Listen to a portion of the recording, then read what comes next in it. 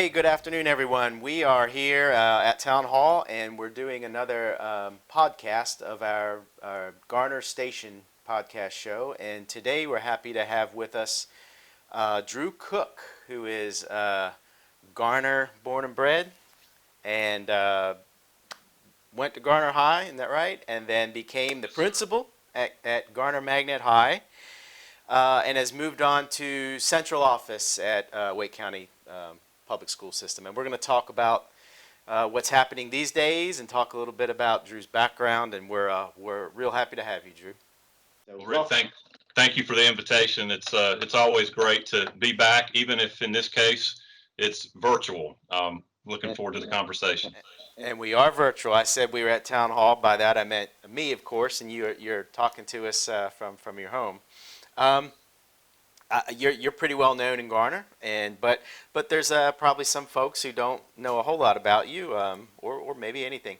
So tell us a little bit about your background. Talk about your Garner ties and growing up in Garner. Yes, sir. Yes, so I grew up, as you said, born and bred in the town of Garner, and grew up in a household where my mom was a elementary school special education teacher. Both over at Garner Elementary and Creech Road Elementary, where she retired from just a couple of years ago. My dad was primarily in law enforcement and dabbled in politics a little bit. And so I joke with people a lot that I guess when you cross, a special education teacher and a cop, might end up with a high school principal somehow.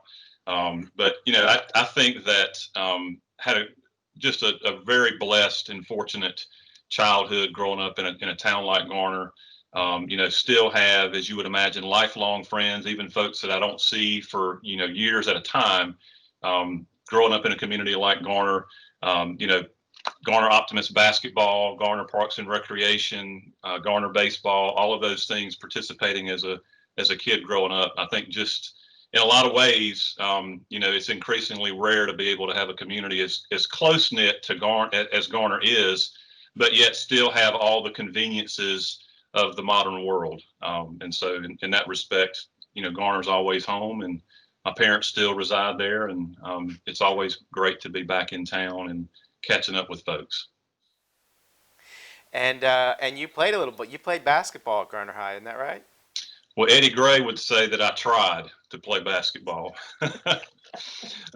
So yes, I did try, and I did have the good fortune my junior year of playing with an All-American by the name of Donald Williams. And so, I learned a lot. Athletics can teach you a lot of lessons about hard work and preparation, but it can also teach you, certainly in my case, humility and learning to some degree what your limitations are. And I learned, very early in my junior year that my job was to pass the ball to Donald, and if on the rare occasion Donald missed a shot, my job was to rebound it and pass it to him again.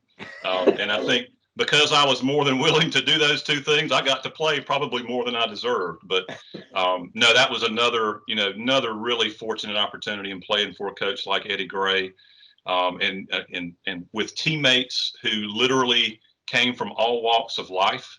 I tell people all the time that I think, looking back in my upbringing, I grew up in a very diverse working class neighborhood off of Highway 50, Lakeside Drive.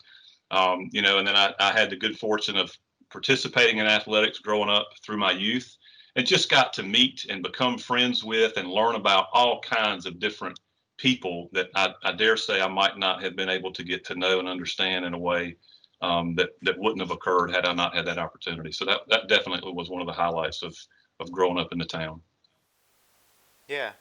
And did you know pretty early on that you wanted to be an educator, or did that come to you a little bit later? Yeah, that's a great question. I Was thought about that some. Like any other kid growing up, I think you probably change what you're going to be when you grow up about every other day. It probably was about my junior year in high school where I realized my aspiration to be in the NBA one day was probably not going to come to fruition. They're not looking for rebounders and passers per se.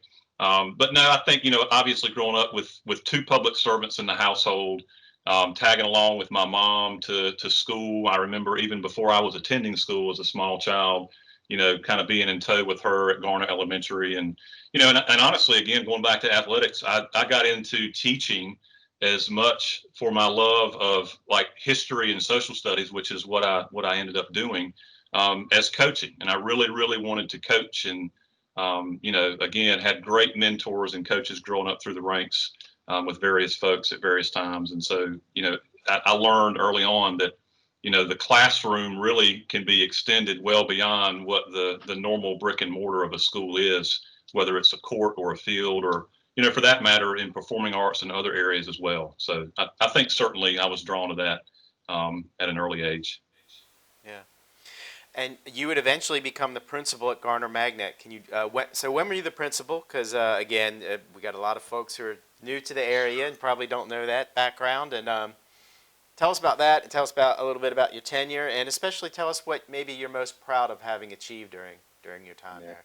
Yeah, great question. So I came back home, so to speak, in 1997, started teaching and coaching at Garner, as a U.S. history teacher and junior varsity basketball coach, working with Coach Gray, which I thoroughly enjoyed, and eventually went back to school actually at the encouragement of Coach Gray. After 5 or 6 years of coaching, was starting to have a family on my own, and really was kind of inspired by some of the folks that I worked for at Garner to explore administration. So became an assistant principal around 2005 or so, spent a couple years in that role. And then in 2008, 2009, became the principal. And I spent about 6 years through the fall of 2014 before I was provided an opportunity in central services. So it was a great 17 and a half, 18-year run. Really, honestly, I knew then that I was probably in some ways leaving the capstone and the highlight of my professional career. Like I just can't imagine ever having any job anywhere that I might go. And I love what I'm doing now every day, and I do it with great people. But there was just something special, as you might imagine, about growing up in a community, having been a student at a school, literally going back 4 or 5 years later and working beside the people who were your teachers just a few years before, and then having an opportunity that, just to me, a once in a lifetime opportunity to become the leader of that school, and having a faculty that put their heart and soul into everything they did, a community that rallied behind every kid in that building, no matter whether or not they had a Garner zip code or not. That was just incredible for me. And so I think, probably what I'm most proud of is just having grown up in the community and having the ability to give back to so many people, many of whom that I worked with in the community that maybe never even had a student that went through Garner High School, that were, they were always there and willing to help support the school, whether it was via businesses, churches, athletic booster clubs and those kinds of things. So I think the community aspect is the part that I was most proud of. And then I think, even now looking back, we made some great strides academically in the time that we were there. And that honestly was less a reflection on me as it was on just the incredible will and determination that our students, our parents, and our faculty showed for, a long extended period of time, when, previously things hadn't always been as positive academically and otherwise. And so, I'm proud of the fact that I feel like we turned a corner, and the school, really began to get some accolades that I think that it had long deserved. And maybe folks knew about it if you had been there, but maybe didn't know about if you hadn't been there. And, and I think since I left, gosh, I can't believe it's been, more than 5 years now. The school has continued to grow every year. Mr. Hillman and the staff there continue to do an outstanding job. And you look at some of the data and metrics, looking at graduation rates, up around 87, 88, pushing 90% now, year in, year out. Just amazing work that they've done. So I'm proud of the fact to have been a part of that upward trajectory, and can look back now and really feel good about the work that we did. And of course, many of the folks that were there when I was there are still there now. And so I think that stability is something else that makes the school somewhat unique as well. So tell us about your position now at Central Services. Is it assistant superintendent? Okay. Yes, sir. I've been called worse. Yes, assistant superintendent for academics is my formal title at the time. Yes, sir. And what Can you give a layperson's description of what you do, what your responsibilities are, let's say in normal times, and then we'll talk about COVID times. Yeah, it's a great question. So yeah, I think, primarily as the name would kind of allude to, anything related to pre-K 12 instruction, including curriculum resources, instructional technology, and working with our tech services department, professional learning and training for teachers and staff.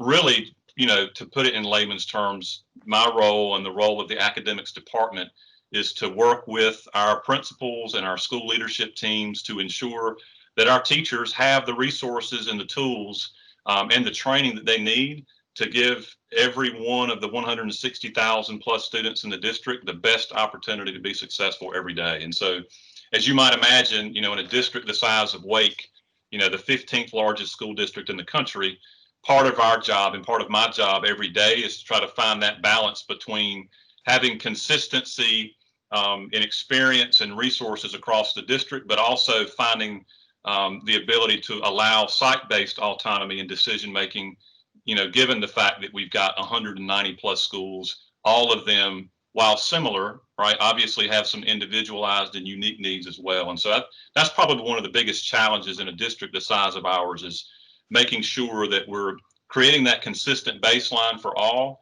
but at the same time, making sure that we're differentiating and targeting needs, just like we would expect, our teachers to do in a classroom full of students who have a wide range of needs as well. So that's, in a nutshell, kind of what my role looks like in typical circumstances anyway. Yeah. And can you tell us how how things have changed now with COVID and with virtual learning? Kind of what's your focus been these days? Yeah, that's obviously just like every other public and private entity or structure in our world since March, our world has kind of been turned upside down and changed quickly. And so, I think we moved, Rick, from just like everybody else in March, of having to respond to an immediate crisis that was kind of dropped on us, right? And not necessarily having all the resources and strategy, quite frankly, to be able to manage at least immediately a situation and a scenario like we ended up facing and are facing. I won't even use the word past tense. But I do think that, over time, we've been able to become a little bit more proactive, right? Especially as we kind of closed out the 2019-20 school year, which, honestly, our main focus last spring with our school closures was to do everything that we could to mitigate or minimize learning loss that we knew was likely to occur when you shut down your schools for the rest of the school year. And then also trying to make sure that, we ended the year with some level of normalcy and having to do virtual graduations and finding ways to do some celebrations for our seniors and all those kids who had spent so long working so hard and honoring them the way that we needed to was really important. And then, kind of shifting gears, in April and May as we were closing out one school year in an unprecedented way. Since then, it's been really about planning and preparing for a truly unprecedented opening of a new school year. And so, my role, has still been in the lane of curriculum instruction, professional learning. But, obviously, just like everybody else, and probably not just in education, it's kind of a scenario where job descriptions kind of go out the window, and it's an all hands on deck approach. And, I think our district has worked really, really hard to be collaborative, not just internally, but externally, and working with our business community and parents and other community organizations, in addition to our schools, to make sure that, we're able to be as productive as we can be, given the circumstances that obviously we're still right smack in the middle of. Mm-hmm. So, I know it's been challenging for every school system, every individual school, every individual principal.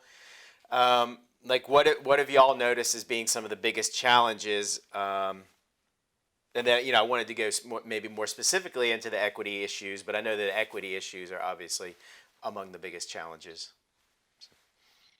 Yes, and I think that I probably can try to connect those, because I think, when we're talking about challenges, I think that certainly is one of the ones at the top of the list. So, we're about, 2 weeks in now, right? And we've talked about the term reopening. I think at this point, reopening has occurred. And so a lot of the first 2 weeks, as you may know, has really been about setting expectations and norms for kids and families, and for teachers and staff for that matter, in a way that are, very different than perhaps what was the case in the past. Providing orientation opportunities for families, to the degree possible, get to know their school, pick up resources and materials. A lot of the things that, we didn't have the capacity to be able to do once we shut down last spring. In more than anything, I think our focus has been in these first few weeks, and will continue to be, on building relationships. And on top of device distribution and materials, which obviously one of the challenges, as you would expect, like any other district right now that's fully online, we've got to make sure that we've got devices in the hands of our kids and families so that they can access learning. And we had, I think, 30,000 devices that were distributed last spring.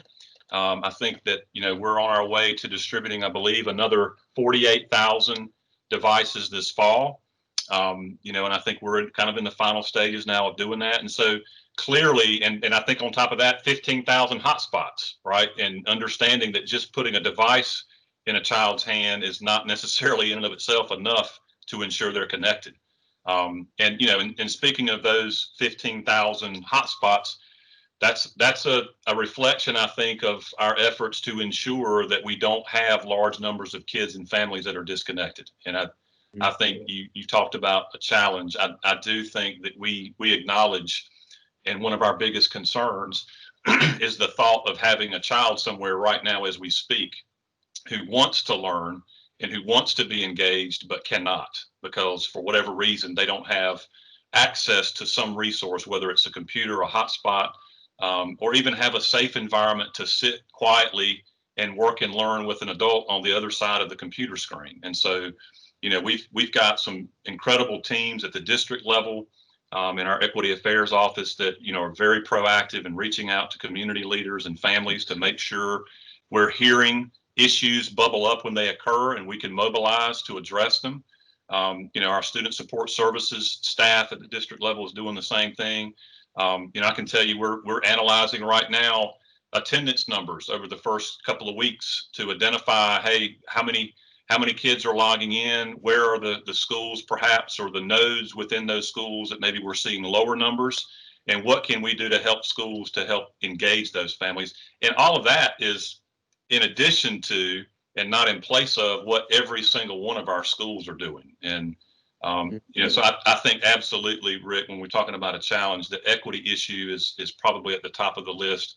And we do worry, as any other district worries right now, about the long-term impact. The longer we go in this type of environment, what are the implications that may occur for our students, even after we return to in-person instruction. And so I think we're doing everything we possibly can to make sure our kids are engaged. And I think I'm a dad before I'm a school administrator, and I've got in addition to a college student right now who's fully online, I've got a 16-year-old who's in the system, and I've watched her own experience. And so, as you might imagine, I learned quite a bit, watching my own child. And there's been a few times when she'll come to me and say, "Dad, why are y'all doing this?" or "Why am I having to do this?"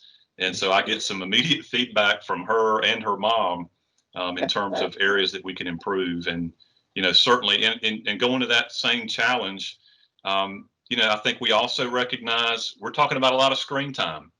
And, the reality is that we knew as our community demanded, and rightfully so, that the online learning experience, the remote experience this fall, could not replicate what we did in the spring, which was much more of a short-term, again, crisis management type approach to mitigating loss. Now we're talking about proactively teaching new content, new material, core instruction. So we know that the level of rigor has to be increased, but I think we're also very conscientious of the fact that we're asking kids to be in front of a computer screen for, a good bit of time, on average 2 to 3 hours a day for live instruction. And that's not counting even some of the non-live asynchronous work that they might be doing that still involves a computer screen. So those are some areas I think early on that we're, gathering data, gathering feedback. And, as we've said all along, we want to be consistent, but we also want to be responsive. And so, I think it's great to work for an organization that has the courage to make adjustments and change course whenever we need to. And I think we purposely have left the door open in as much as we can to making adjustments to best meet the needs of our kids, our teachers, and our families based on the real feedback that we get as opposed to what we anticipate might be the case. And so we're obviously right now in the early stages of that work. Mm-hmm. And so, obviously you got different challenges with different grades, different age groups, and a lot of the parental feedback, frustrations I've heard personally come, the challenges with the younger kids in particular. It's one thing to expect, maybe a high school student to spend 2 or 3 hours of live instruction and then do his or her work asynchronously. I guess that's the word. But trying to having anything like similar expectations of like K through 3 is that's tough. You obviously been getting that type of feedback, I'm sure, from parents, and how are you trying to work through some of those challenges? Yeah, and you're right, Rick. I think that, I think what we're talking about is balancing rigor with reality in many cases. I think when we're talking about screen time and we're talking about supervision and the need for adult interaction and support, obviously that's particularly a challenge for our younger students. And I think we've known that all along. And I think the first couple of weeks of our experience has borne that out. Although, even at the early grades levels, most of the feedback has been positive. I think one of the questions that we're going to have to answer is, can we sustain the pace that we're on? And, what are the longer term implications once we're several weeks in, both in terms of the workload for our teachers, but also the experience for our younger students. So I think, building in more breaks, I think when we provided guidance to our schools around scheduling, we recognize, as you just referenced, Rick, that the learning is a little different and should be for a high school student than, say, a first grader, especially when we're talking about an online environment. And so I think trying to have smaller chunks and more breaks built in to the live instruction schedule, particularly for our elementary kids, our younger ones in specifically.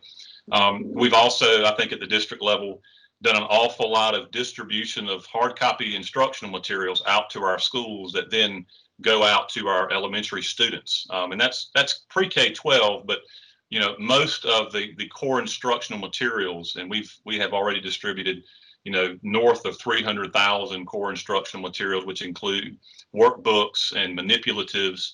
I think our pre-K department has helped put together 2,500 learning and consumable take-home bags for pre-K students. So, I think we're doing what we can to minimize the screen time when it's appropriate to do so by making sure students have access to other hard copy resources and maybe more traditional materials, even in a fully online environment. And so I definitely think that's an area that we'll continue to monitor, get feedback on.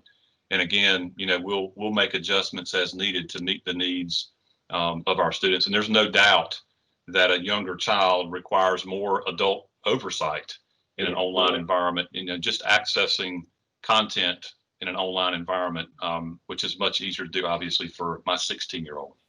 Yep. Yeah. What about some of the long-term, and you've kind of talked about this a little bit, at least a little bit, what do you think, what concerns you most about the long-term impact that, this could have on students, whether it's, learning loss or, increase in disparities between students and, the mental health impact I know that's a whole big thing, unto itself. What do you see as being some of the long-term stuff? That's another important question. I think like anybody else in this field right now, whether you're a parent or you're on the professional side as an educator, we have to be thinking about what those implications are, right? And I think the reality is that the longer this goes, in its duration, as far as its direct impact on how teaching and learning happens, then the longer I think we can expect there to be some implications down the road and the impact that that has on kids. I think that whether you're a high school senior right now who is in, their penultimate year, and you're preparing college applications, and just, in ordinary circumstances, a really important transition year, or that kindergarten student, Yeah. right, that hasn't yet physically seen their teacher, and who, unfortunately right now, their only knowledge and experience with what going to school is might be looking into a computer screen every day. And I don't think, as hard as we're working to give every opportunity for success, I don't think any of us discount what that might feel like in those two kind of extremes, right? Developmentally speaking.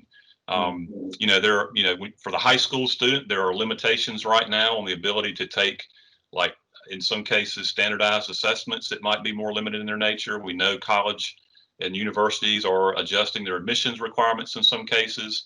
All kinds of things. You have to think about early grades literacy and what impact this kind of learning environment has on that. And so a lot of what, our central services departments have done already, just thinking about last year and some of the gaps that may have occurred in learning, we've tried to be proactive and created kind of, crosswalks around our state standards and our core curriculum to make sure that if there is learning that maybe typically would have already occurred for a third grader, for example, at the end of the 1920 school year, we need to make sure that we're intentional about bridging that gap at the beginning of the 2021 school year. And that's just one example of many. And so I do think that we've got to be continuously reflective on how our kids are doing. And again, the longer this goes, then I think the deeper the implications are going to be in the years ahead.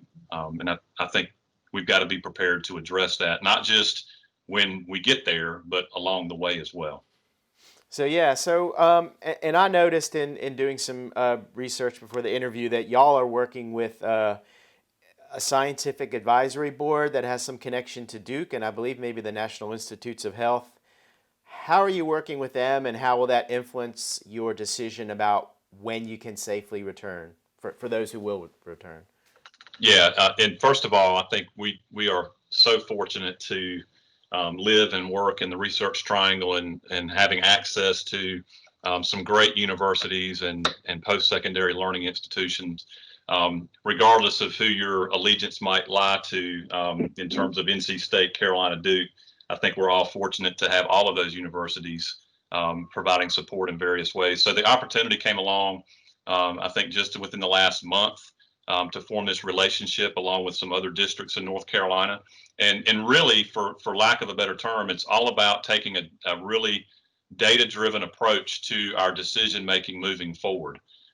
Ensuring that we've got a family and community-centered approach to providing guidance to keep our children, our teachers, and our community healthy is obviously a priority. And so having partners like Duke University and their medical and research specialists to help partner with us on this decision making, I think, is going to be critical moving forward. And not just in terms about the decision making that our district will need to make in from a standpoint of when and how we transition to in person, but even looking at national data and regional data, and learning lessons that can be applied in the way that we set up our systems and structures. It could even involve taking a deeper look at our health protocols, both for our staff that are participating in those right now as they return to buildings, and for our students if and when they return to buildings. And so I think we feel really good about the partnership. Obviously, it's really early on, and so there's a lot of details to be worked out. But I think it will provide a district like the Wake County Public School System the opportunity to have some expertise in a way that obviously we couldn't have otherwise, so that we truly are making collaborative decisions that are based on science and also based on the needs of our community, in a way that we probably couldn't do if we were trying to do that just in isolation as a school district. So I think we're really excited about the potential that this partnership has in the short term and in the long term, for the remainder of the school year and beyond. Yeah. So we're hopeful, and we expect at some point we'll be able to bring some students back, maybe gradually and with some sort of hybrid plan B or whatever it is. What are y'all looking at doing? Who would come back first? What are your priorities? What are your cohorts maybe going to look like? How are you thinking about those things these days? Yes, sir. So, I think at present, obviously, per the previous question and conversation around the scientific advisory board, certainly some of the information that we might learn in consultation and collaboration with that group will be helpful in making any adjustments to what our plans might look like. But I think, at present, I think officially we're calling it Plan B transition, so that we do have a plan, or we do have an aspiration to move back to in person. I think we all know and recognize the great value of being able to get kids back in classrooms, where ultimately we want them to be able to learn every single day. I think you're aware, going back to July, we've got a 3-tiered approach that's kind of been structured and developed so that if and when we do make decisions about moving safely back to in-person instruction, it may be that whether it's across grade levels or we start with some targeted grade levels, we would consider bringing kids back in thirds in perhaps 3 cohorts in kind of a 1 week in person, 2 week remote kind of rotation, so that we're minimizing the number of kids that are in a classroom and their contact and exposure with each other at one given time. And I think, again, a lot is yet to be determined about, whether or not we'll be able to do that in the near future. I think, obviously we would love to be able to begin bringing kids back. I think right now we're committed to, a fully online environment, probably through the first quarter grading period, which takes us into mid-October. But, I think the expectation is that if and when we do go back, at least at present, our plan would involve some type of a rotation, which, as you would imagine, has its own challenges, right? And, and the thought of a teacher, for example, who has 1/3 of his or her students in front of them and the other 2/3 are remote, just adds one more layer of complexity to what teaching and learning looks like. So, that's certainly another one of those structures that we can troubleshoot and try to anticipate as many challenges and mitigate those up front as we can. But I think we also recognize that we're going to have to be prepared to make adjustments as needed to best meet the needs of kids in that type of environment. So right now, that's the structure that we have in place. And, obviously, as soon as we're safely able to do so, however we might define that, right? I think that's the structure and the framework that we would move forward with. All right. Well, gosh, thank you so much. I know you're extremely busy, and for you to take a half hour, an hour out of your day to be with us is I know a big deal for you. We always appreciated everything you did for Garner and for Garner Magnet. And as you know, we talked about this a little bit beforehand. Garner's now a 2 high school town, which has changed the character of things a little, and will continue to. What's your take on Garner kind of growing and evolving into that 2 high school town now? Yeah, I think you and I were joking earlier, right? There's a lot of things that I miss, about high school and Garner High School, but I don't necessarily miss that, the thought of having to manage that dynamic and just kind of the allegiances somewhat being split for the first time. And I think it's new for everyone, right? And obviously, I'm a big supporter of the Wake County public school system, but I can just tell you my allegiance will always rest with the blue and gold at Garner Magnet High School. And my friend Roderick Brewington, the principal over at South Garner, knows I'm an ardent supporter of his and South Garner. But he knows well where my allegiances lie when it comes down to it. But, like we were talking about, Rick, I think that it's a good thing. As challenging as it is, and it's difficult, and it's an emotional thing, right? When you've had multi generations that have gone to a singular school with the name of the town on the front of it, right? I think it's really an emotional thing for families to realize that that's not the given anymore. If you're growing up in Garner, you could end up at what I would say is one of two world-class comprehensive public high schools with all kinds of resources and opportunities that are available to kids. And so in that respect, athletic rivalries aside that are still budding and growing, right, and will be growing in the future, I think it's a great thing that the town has two really high quality schools with great people. You look at the facilities there. You've got essentially two brand new high school facilities that probably very few communities across the state could compare to in that sense. And so, ultimately, I think that word does get out. Garner is a great place to be. And when you have a great place to be and a great place to live, people want to move there. And eventually you kind of outgrow the one school that you've got. And so I do think Garner is certainly a big enough and dynamic enough community that I'm pretty confident that we can support two large high schools. Yeah. Yep. Agreed.